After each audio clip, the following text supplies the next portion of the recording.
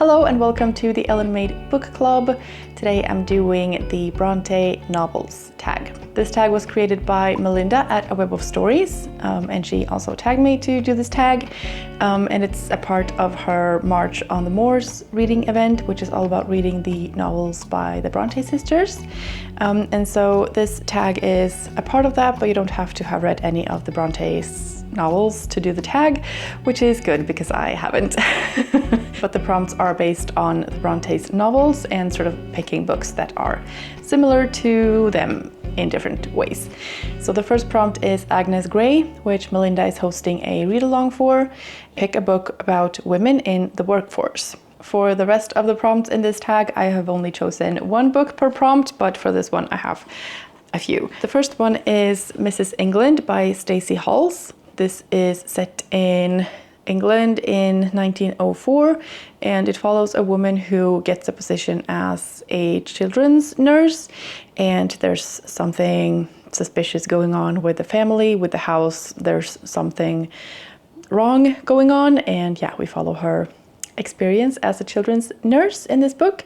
The next book I wanted to mention is As Long as the Lemon Trees Grow by Zulfa Katou, and this is set during the revolution in Syria, and it follows a young woman who is a pharmacist student, but because of the situation, there's a lot of conflict, a lot of wounded people, and a shortage of healthcare professionals, and so she works at the hospital to try and treat people the best that she can.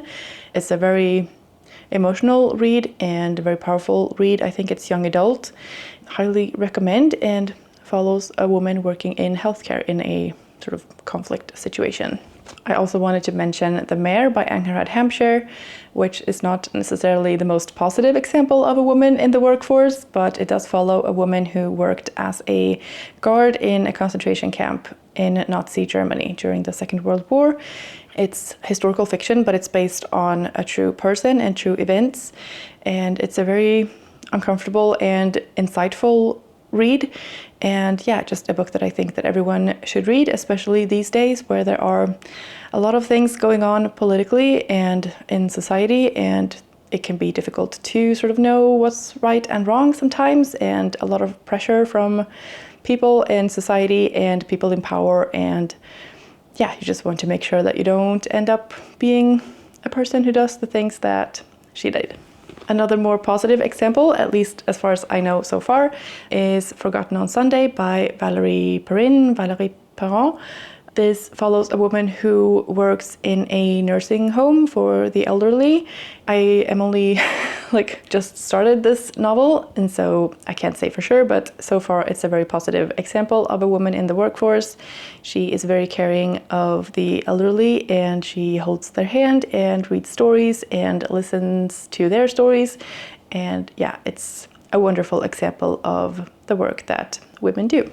The next prompt is Jane Eyre, a coming-of-age novel centered on a female character. For this prompt, I picked Annie John by Jamaica Kincaid, which I think works very well because that is exactly what that book is.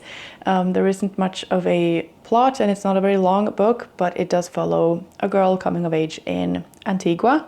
And I think it's a very sort of universal experience of being a girl and coming of age. I think she's about 10 at the start of the book, and then she grows up and becomes a teenager, and it looks at how her relationship to her parents, and in particular to her mother, changes during those years, and also her relationships with friends and in school, and trying to figure out what she wants to do with her life and things like that. And so yeah, I think that's a good example of a coming-of-age story. Prompt number 3 is The Professor, a book by a favorite author that is not your favorite. I don't have a lot of favorite authors because I don't have a lot of authors that I have read more than one book from, except for series in some cases, but I feel like that's kind of one and the same thing. But one author that I enjoy their writing is Leon Moriarty, and Big Little Lies is a book that I loved, and it's a favorite book of mine.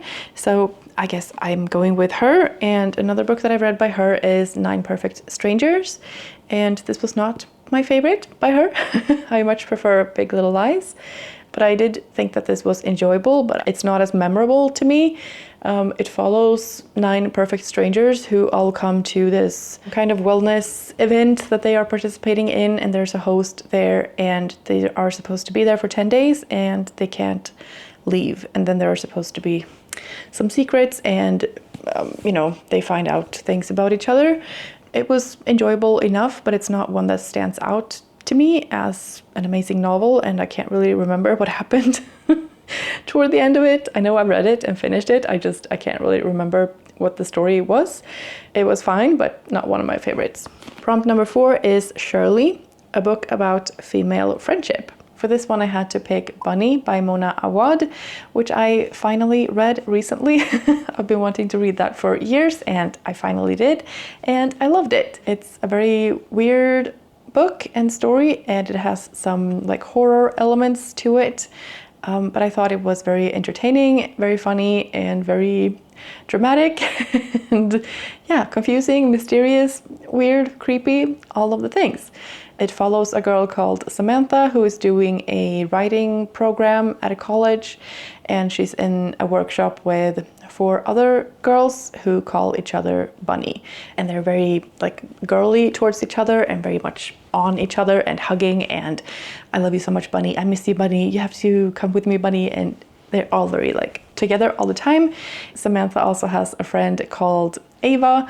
Samantha and Ava look at this clique of bunnies and judge them and hate them and just are very annoyed by them. So there are a lot of different kinds of female friendship in this book, and yeah, I think it's a very interesting novel to read about female friendship. Prompt number 5 is The Tenant of Wildfell Hall, a book about someone in a toxic relationship or recovering from a toxic relationship. For this one, I picked another book that I read recently, and that was The Chain by Shimen Soliman.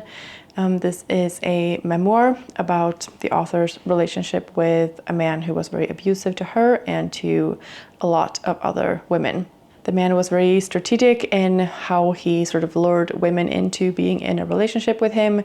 Everything is great at the start, as it usually is, and then the same sort of pattern repeats itself over and over and over again. The author also talks about how the women eventually found out about his behavior and his patterns, and how they sort of link up as a chain to support each other and help each other get through the effects of this man's behavior.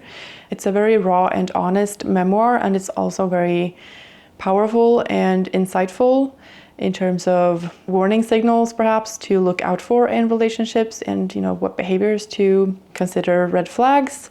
It's also a very empowering story about women coming together and helping each other and supporting each other, and yeah, I just thought it was a fantastic memoir and highly recommend it. It's also very poetically written. The author is a spoken word poet, and so yeah, she definitely has the ability to use language to her advantage, and yeah, I thought it was a fantastic audiobook, which is also narrated by the author herself. Prompt number 6 is Villette, a book about a character in a new land. For this one, I chose a Swedish children's classic that I'm hoping to reread this year, hopefully soon, because every time I think about it, I just want to read it. And that is The Brothers Lionheart by Astrid Lindgren. Astrid Lindgren is the author of Pippi Longstocking and a lot of other children's books, but this is one of my favorites. It follows 2 brothers who go through something, and they end up in a land called Nangijala, and in this new land there are adventures and horses and cherry blossoms and also an evil tyrant. And yeah, it's just a fantastic story. It's about brotherhood and community and fighting the good fight, and yeah, it's just a fantastic book that I would highly recommend to anyone. Great for middle grade March as well. And yeah, I'm very much looking forward to rereading this. Prompt number 7 is Wuthering Heights, a book where a house or other building plays a major role. And for this one, I had to choose Piranesi by Susanna Clarke. This is one of my favorite reads from last year, which anyone who has watched this channel for any amount of time already knows. The house in this story is definitely one of the main characters, I would say.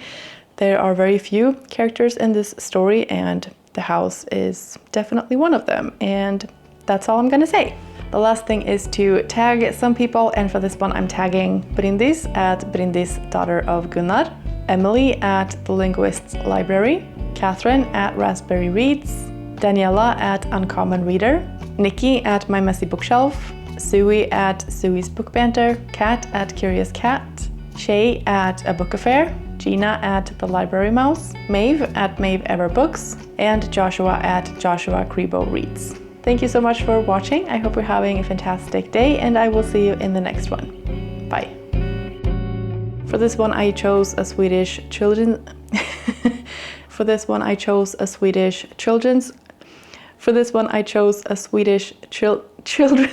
classic. That's so hard to say. For this one I chose a Swedish children's classic. Okay. And I don't have the book, it was a library. Nobody cares. Okay.